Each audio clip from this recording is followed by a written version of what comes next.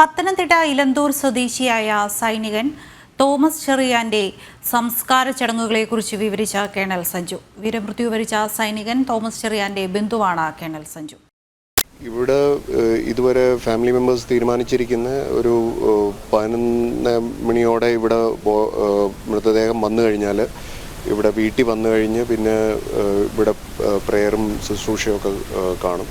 1 മണിക്കൂറോളം നേരം ഇവിടെ വെച്ചിട്ട് പിന്നെ ഇവിടുന്ന് പള്ളിയിലോട്ട് പോകാൻ, പിന്നെ പള്ളി കഴിഞ്ഞ് അവിടെ ഒരു മിലിറ്ററി പ്രൊസീജിയറുണ്ട് ഞങ്ങൾക്ക് ലാസ്റ്റ് റെസ്പെക്റ്റ് കൊടുക്കുന്നത്. അപ്പോൾ അതിനകത്ത് ചീഫ് ഓഫ് ആർമി സ്റ്റാഫും ബാക്കി മുഖ്യ അധികാരിയുടെ ഒക്കെ പേരിൽ റീത്ത് സെറമണി കാണും. പിന്നെ ലാസ്റ്റ് സല്യൂട്ട് കൊടുത്തു കഴിഞ്ഞാൽ പിന്നെ മൃതദേഹം ബരിയലിന് വേണ്ടി കൊണ്ടുപോകുന്നു. ഇവിടെ എല്ലാം തയ്യാറെടുപ്പ് ഞങ്ങൾ ചെയ്തുകൊണ്ടിരിക്കും.